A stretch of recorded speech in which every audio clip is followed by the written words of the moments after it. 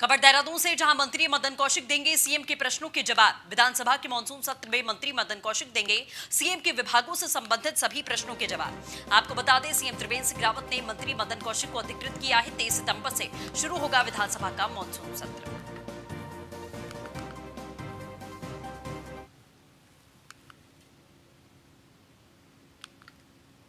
सितंबर से शुरू होगा विधानसभा का मानसून सत्र।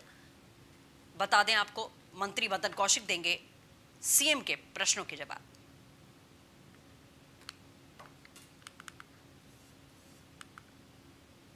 डोईवाला में बढ़ रहा कोरोना संक्रमितों का आंकड़ा। व्यापारियों की मौत से डोईवाला का बाजार हुआ बंद। 2 व्यापारियों की मौत के बाद में पूरी तरीके से बंद हुआ बाजार। व्यापारियों की मौत से व्यापार मंडल में शोक की लहर। डोईवाला जिले में है कोरोना के कुल 59 एक्टिव मरीज। स्पीकर प्रेमचंद अग्रवाल ने घर पहुंचकर परिवार वालों को सांत्वना दी है।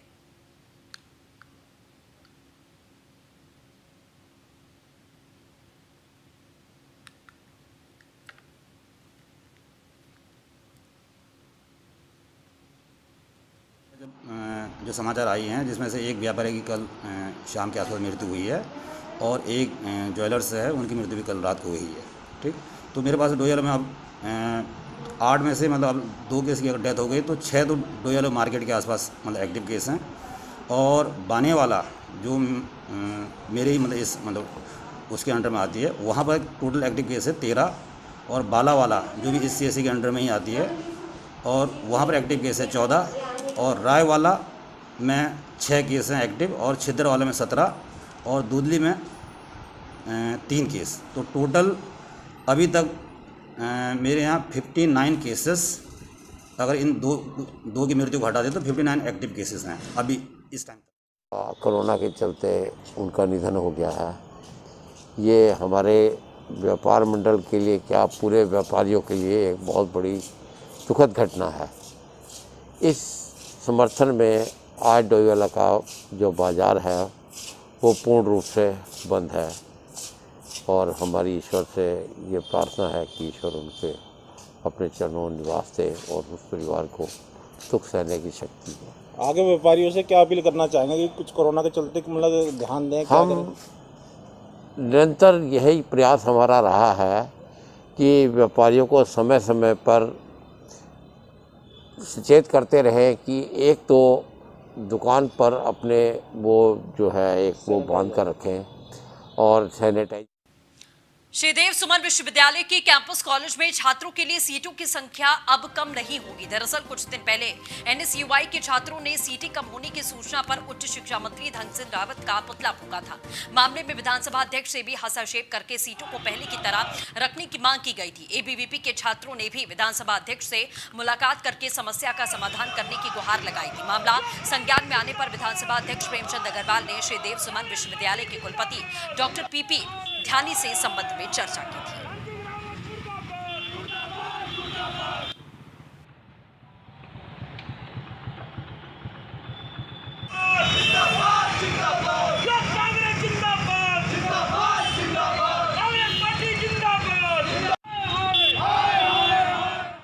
महाविद्यालय है, उसमें कला संकाय की जो सीट्स थी वो उनकी संख्या कुछ कम कर दी गई है। तो उसी को लेके मैंने वहाँ महाविद्यालय की प्राचार्य जी को और विश्वविद्यालय के कुलपति जी ध्यानी जी को मैंने बुलाया था, पूरी जानकारी ली थी और उनसे बहुत कड़ाई से कहा था कि यहाँ जब श्रीदेव सुमन विश्वविद्यालय का कैंपस खुला है तो उससे छात्रों या छात्राओं का अहित नहीं होना चाहिए, और इससे तो बड़ी दिक्कतें हो जाएगी। तो मुझे आज इस बात का संतोष है मेरे कहने के बाद, और विश्वविद्यालय के कुलपति जी ने बिल्कुल तय किया है कि वो सीटें यथावत रहेंगी। बल्कि मैं तो और बड़ी बात कहना चाह रहा हूँ कि इसमें अब और जो विश्वविद्यालय के अंदर उसका विलीनीकरण है, जिससे और सारी सुविधाएं मिलने वाली हैं, वो भी बहुत जल्द होगा। इसलिए अब किसी भी बच्चे का हित नहीं होगा। उत्तराखंड व्यापार बचाओ समिति के तत्वाधान में व्यापारियों ने त्रिवेणी घाट चौराहे से पूजा स्थल त्रिवेणी घाट में भिक्षा मांगकर अपना विरोध दर्ज कराया। व्यापारियों ने मांग की कि उत्तराखंड प्रदेश में अंतर राज्य व्यापार और अंतर राज्य आवागमन पूर्णतः खोल दिया जाए। इसके बाधित होने से उत्तराखंड की पूरी आर्थिक चरमरा गई है, क्योंकि उत्तराखंड प्रदेश पर्यटन प्रदेश है। इसीलिए जब तक यात्रियों का आवागमन सुचारू रूप से संचालित नहीं होता तब तक व्यापारियों का भला होना संभव नहीं है।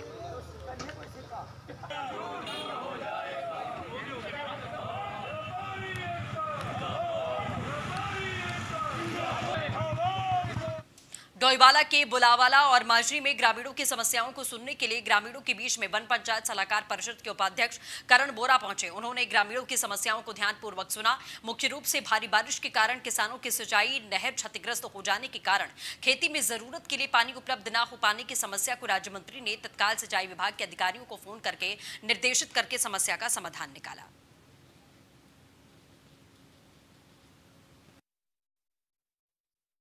ग्रामीणों की सिंचाई की समस्या थी, क्योंकि विगत 3-4 दिनों से बरसात कम हो रही है और धान की फसल को पानी की आवश्यकता थी। मेरी जानकारी में जब किसानों ने ये बताया कि पानी नहीं आ रहा है नहर में, मैंने तुरंत सिंचाई विभाग के अधिकारियों से संपर्क कर उन्हें निर्देशित किया कि तुरंत ये पानी का बंधा बांध करके ये सिंचाई की व्यवस्था को सुचारू रूप से किया जाए, जिसमें विभागीय अधिकारियों ने तुरंत संज्ञान लेते हुए और अति शीघ्र इसको समाधान किया और जेसीबी लगाकर बांध कर तुरंत गांव में पानी पहुंचाया। और अभी मैं वहां पहुंचा हूं और मैंने देखा कि बुल्लावाले में पानी भी पहुंच चुका है। ग्रामीणों श्रीमान करण बोरा जी से भी अनुरोध किया था कि पानी की जो समस्या हमारे क्षेत्र में आ रही थी उसके लिए उन्होंने तुरंत कार्रवाई करते हुए अधिकारियों को निर्देशित किया और सिंचाई के लिए पानी का बांध बनवा कर आज हमारे यहाँ पानी बुल्लावाले में आ गया। 2 महीने से जो लोग सिंचित पानी के लिए तरस रहे थे, आज उनमें काफ़ी खुशी का माहौल है। सभी लोग एकत्र हुए हैं और धन्यवाद करना चाहते हैं माननीय करण बोरा जी का, त्रिवेंद्र सिंह रावत जी का, उनकी सरकार में त्वरित कार्रवाई करते हुए जो मुझे लगता है कि 24 घंटे भी नहीं हुए थे और समस्या का समाधान हो गया। मसूरी देहरादून मार्ग बाधित हुआ। लुकी पावर हाउस के पास में भारी भूस्खलन होने से बंद हुआ मार्ग। लगातार हो रही बारिश के कारण लोक निर्माण विभाग के कर्मचारियों को परेशानी। अधिकारियों को सड़क पर आए मलबा और पत्थर को हटाने में परेशानी। सड़क में मलबे को हटाने के बाद दोबारा भारी भूस्खलन के बाद में बंद हुआ रोड।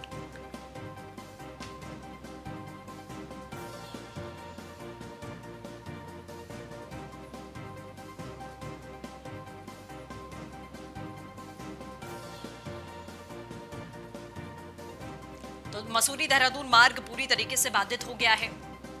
लुकी पावर हाउस के पास में भारी भूस्खलन होने से मार्ग बंद हुआ है। लगातार हो रही बरसात के कारण लोक निर्माण विभाग के कर्मचारियों को परेशानी हुई। अधिकारियों को सड़क पर आए मलबा और पत्थर हटाने में खासा परेशानियों का सामना करना पड़ रहा है। सड़क से मलबे को हटाने के बाद में दोबारा भारी भूस्खलन के बाद में रोड बंद हुई। सुनील सोनकर अपडेट के साथ जुड़ चुके हैं। सुनील, क्या कुछ जानकारी पूरे मामले को लेकर? देखिए, अगर रोड की बात करी जाए तो मसूरी देहरादून मार्ग 16 घंटे के बंद के बाद अब खोल दिया गया है, परंतु जिस तरीके से लगातार यहाँ पर भूस्खलन हो रहा है उससे दिक्कतें साफ तौर पर है। मसूरी देहरादून लुकी पावर हाउस के पास ये पूरा भूस्खलन हो रहा है। फिलहाल पुलिस ने इस मार्ग को खोल दिया गया, पर जिस तरीके से भूस्खलन हो रहा है ये माना जा रहा है कि रात को इसको बंद कर दिया जाएगा, जिससे किसी घटना को होने से टाला जा सके। परंतु मसूरी में लगातार बारिश हो रही है, तो ये अनुमान लगाया जा रहा है कि जो भूस्खलन है वो देर रात को हो सकता है। चलिए, अपडेट के लिए शुक्रिया सुनील।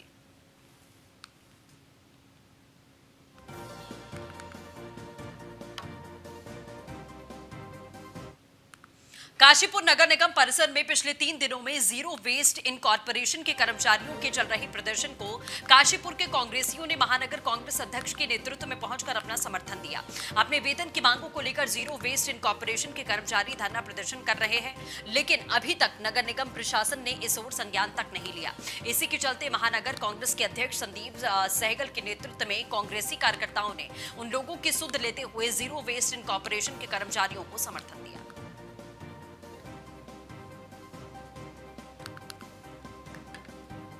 बड़ा दुर्भाग्य का विषय है। आज उषा चौधरी जी से मिलकर हमको बड़ी निराशा हुई जब हमको ये सुनने को मिला कि नगर निगम के द्वारा ठेकेदार को पूरी तरीके से जो पैसा है वो रिलीज़ नहीं किया गया, जिसकी वजह से आज सफाई कर्मचारी जो बेचारे बहुत गरीब कर्मचारी हैं, रोज़ कुआं खोद के अपने घर पे एक तरीके से चूल्हा जलाते हैं, बच्चों को खिलाते हैं।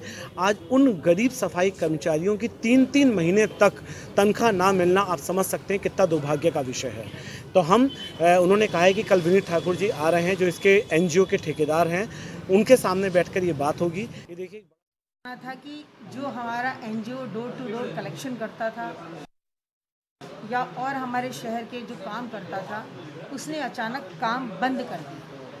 काम बंद, जबकि उनसे पहले विनीत ठाकुर से यहाँ पर बैठ के हमारे मुख्य नगर आयुक्त, हमारे सहायक नगर आयुक्त, मैं स्वयं, हमारे कार्यालय अधीक्षक, हम 4-5 लोग यहाँ पर हमारे पार्षद भी 1-2 यहाँ पर बैठे हुए थे पूर्णतया वार्ता हुई थी उनसे कि अभी आप इस कार्य को चालू रखिए, तब तक हम कोई व्यवस्था बनाते हैं। जो आपका पेमेंट रह गया है उस पेमेंट को हम किस तरह से आपको देते हैं, इसकी व्यवस्था हम बहुत जल्द मसूरी के हाथीपांव क्षेत्र में एक युवक की खाई में गिरने से मौत हो गई। बताया जा रहा है कि युवक सड़क किनारे शौच के लिए गया था, जहां पर उसका पैर फिसल गया और वहीं खाई में गिर गया। पुलिस और स्थानीय लोगों की मदद से युवक को बाहर निकाला गया, लेकिन तब तक उसकी मृत्यु हो चुकी थी। मसूरी एसएसआई मनोहर सिंह रावत ने बताया, पुलिस ने युवक के शव को कब्जे में लेकर पोस्टमार्टम के लिए भेजा।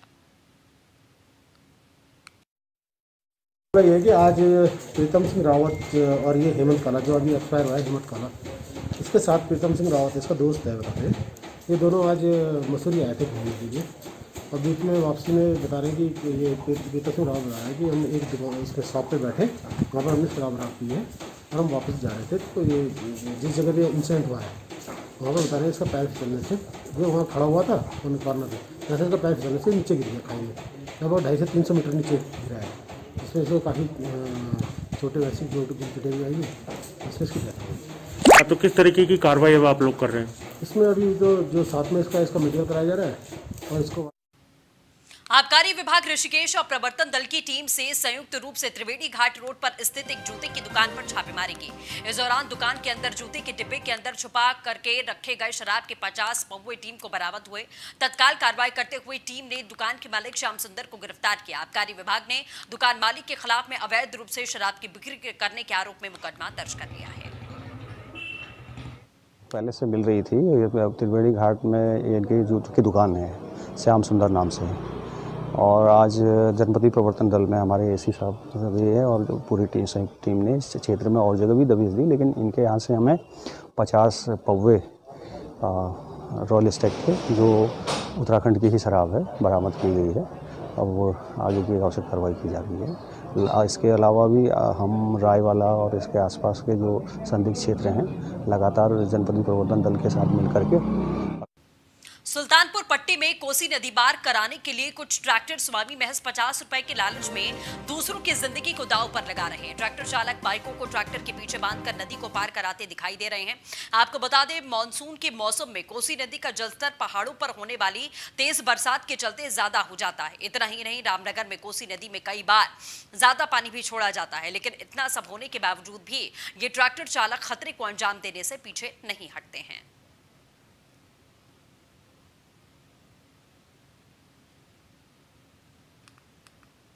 कोसी नदी, चूँकि इसका जलस्तर कभी कभी पहाड़ों में जब बारिश होती है अचानक से बढ़ भी जाता है। इसके अलावा रामनगर से भी पानी छोड़ा जाता है, तो इस तरह से करना ये अपने आप में ख़तरनाक है। जब भी हमें डिस्चार्ज की सूचना रामनगर से मिलती है तो हम लोग अनाउंसमेंट भी करते हैं, लेकिन कुछ लोगों द्वारा, आम नागरिकों द्वारा इस तरह का ये कृत्य किया जा रहा है, ये कतई सही नहीं है। तो इसमें मैंने पुलिस से बात की है और निर्देशित किया है कि जितने भी ट्रैक्टर इस काम में इन्वॉल्व हैं उनको चिन्हित करके उनके विरुद्ध कार्रवाई की जाएगी। सब बाढ़ चौकियों का जो कॉन्सेप्ट है वो थोड़ा सा अलग है। वो एक निश्चित स्थान पे होती हैं, उनके क्षेत्र में कुछ गांव विशेष आते हैं कि यदि वहाँ बाढ़ की संभावना आती है तो उनको कैसे रिहेबिलिटेट करना है, त्वरित सहायता कैसे दी जानी है। हालांकि अभी इस तरह की स्थिति यहाँ नहीं आई है, लेकिन दैनिक जीवन में भी इस तरह से नदी में उतर के पार करना, उसको ये गलत है और इस पर कार्रवाई। मतलब यहाँ से पहले तो 30 रुपये लिए जाते थे और अब 50, जब कुंडे से ली जाती थी तो 50 रुपये लेते हैं। आने जाने में तो बहुत परेशानी यहाँ पे, रेट बढ़ने इनका। पहले तो पुल था तो 10 रुपये लेते थे, अब ट्रैक्टर से निकल रहे हैं तो अब 50 रुपये ले रहे हैं। हाँ, पुल तो होना चाहिए, नहीं तो डेली का काम है इनका, तो हमारा भी डेली का काम है आना जाना। खबर देहरादून से, जहां नाराज विधायकों से सीएम त्रिवेंद्र सिंह रावत ने बातचीत की। कुछ विधायकों से सीएम त्रिवेंद्र सिंह रावत ने फोन पर बात की। सीएम ने विधायकों की समस्याओं पर हल करने का आश्वासन दिया।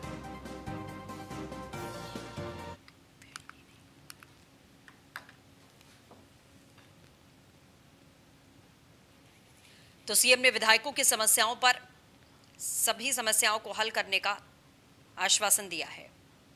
कुछ विधायकों से सीएम त्रिवेंद्र सिंह रावत ने फोन पर बातचीत की है।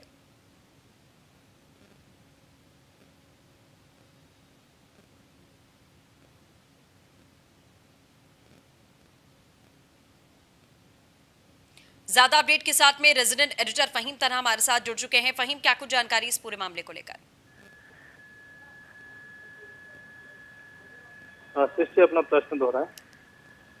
फहीम, विधायकों से सीएम त्रिवेंद्र सिंह रावत ने फोन पर बातचीत की है और इन मामलों को लेकर निस्तारण करने का भी, जो नाराज विधायक हैं उनकी बातों को सुनने का, निस्तारण करने का भी उन्होंने आश्वासन दिया है। इस पर क्या जानकारी है? हाँ बिल्कुल सृष्टि, देखिए हम देख रहे हैं कई दिन से कुछ विधायक सरकार को भी पत्र उन्होंने लिखा और अधिकारियों के खिलाफ नाराजगी जाहिर की है, विकास कार्यों को लेकर के, उनके रवैयों को लेकर के, विधायकों से बात करने को लेकर। कई योजनाएं, जो विकास योजनाएं हैं क्षेत्र की, उनके वो लंबित है।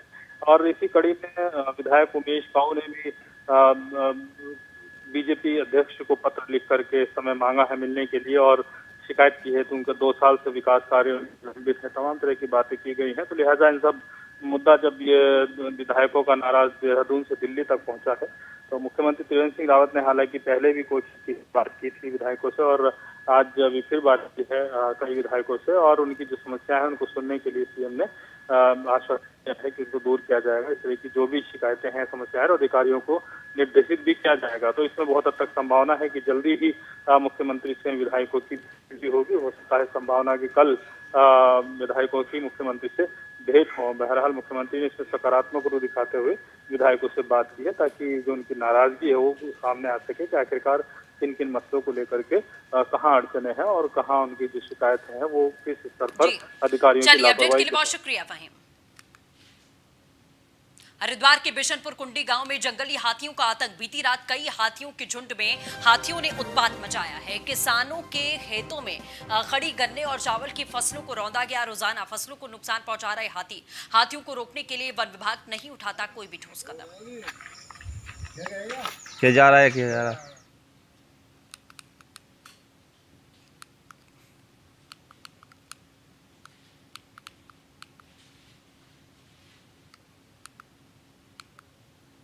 खबर रुद्रप्रयाग से, जहां सरेता खाल के पास में यूटिलिटी और स्कूटी की टक्कर। रुद्रप्रयाग चोपता मोटरमार्ग के सतेरा खाल के पास में टक्कर हुई। दुर्घटना में एक व्यक्ति की मौत, एक घायल को जिला चिकित्सालय में भर्ती किया गया। खबर मसूरी से, जहां कांग्रेस 8 सितंबर को हरिद्वार में करेगी धरना प्रदर्शन। वन अधिकारियों को करेगी कांग्रेस करेगी धरना प्रदर्शन। बिजली और पानी के बिलों को जलाकर किया जाएगा विरोध प्रदर्शन। प्रदेशवासियों को कुछ भी नहीं दिया जा रहा है, लोग त्रस्त हैं, प्रदर्शनकारियों का यही कहना है। उत्तराखंड कांग्रेस के पूर्व प्रदेश अध्यक्ष किशोर उपाध्याय ने मसूरी में पत्रकारों से वार्ता करते हुए कहा कि वन अधिकारों को लेकर 8 सितंबर से हरिद्वार से आंदोलन की शुरुआत की जाएगी, जिससे उत्तराखंड के लोगों को उनका अधिकार मिल सके, नौजवानों को केंद्र की नौकरियों में आरक्षण मिल सके।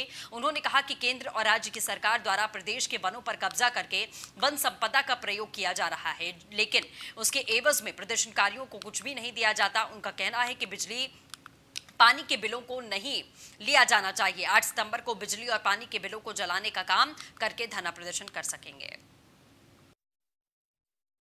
20 सालों में इतनी भ्रष्ट सरकार और भ्रष्ट मुख्यमंत्री आज तक नहीं हुआ है, पूरे देश में नहीं हुआ हो। ये जीरो टॉलरेंस की बात करते हैं, मतलब आप जीरो में नहीं घूस लेंगे। आप जो ये बाटा का जूता होता है ना, उसकी जो मानसिकता है कि उसकी कीमत 999 रुपये, 199 रुपये, 9,999 रुपये, तो आप उसमें घूस लेंगे अरबों में, खरबों में, करोड़ों में, और जीरो टॉलरेंस की बात करेंगे। और विकास के नाम पर तो एक ईंट। खबर नैनीताल से, जहां उत्तराखंड हाईकोर्ट बार एसोसिएशन के चुनाव स्थगित किए गए। कोरोना संक्रमण के चलते स्थगित हुए बार एसोसिएशन के चुनाव। वीडियो कॉन्फ्रेंसिंग के माध्यम से कई बार एसोसिएशन की सभा हुई। कोरोना संक्रमण के चलते उत्तराखंड हाईकोर्ट बार एसोसिएशन के चुनाव स्थगित हो गए। हाईकोर्ट का बार एसोसिएशन की वीडियो कॉन्फ्रेंसिंग के माध्यम से आयोजित आम सभा के बाद बार के महासचिव जयवर्धन कांडपाल ने जानकारी देते हुए बताया कि बैठक में मुख्य रूप से शारीरिक रूप से उपस्थित होकर मामलों की सुनवाई और हाईकोर्ट बार एसोसिएशन के चुनावों पर चर्चा की गई। बैठक में अधिवक्ताओं ने सर्वसम्मति से कोरोना संक्रमितों की संख्या के लगातार बढ़ने को लेकर निर्णय लिया। जब तक महामारी की स्थिति सामान्य नहीं हो जाती, वर्तमान कार्यकारिणी ही बार के समस्त कार्यों का निर्वहन करेगी। बार के सदस्यों के आह्वान पर हमने वीसी से एक जनरल हाउस का आयोजन किया था और उस जनरल हाउस में बार के अधिकांश सदस्यों ने भाग लिया और उनकी तरफ से अपनी अपनी समस्याएं भी रखी गई और अधिकांश बार के सामान्य सदस्यों की तरफ से यही ओपिनियन आई कि जिस तरीके से आज की तारीख में हाई कोर्ट चल रही है वीसी से और फिज़िकल हियरिंग, क्योंकि दोनों चीज़ों को, दोनों हियरिंग के मेथडों को एज इट इज़ कंटिन्यू किया जाए कोविड-19 की जब तक स्थिति सामान्य नहीं हो जाती है। और दूसरा जो इशू था क्या, क्योंकि हमारी बार का कार्यकाल 24 अप्रैल को ख़त्म हो जाता है और उस पर भी इशू थे और जनरली सभी मेंबरों का ये कहना था जब तक कोविड-19 की स्थिति सामान्य नहीं हो जाती तब तक यही बार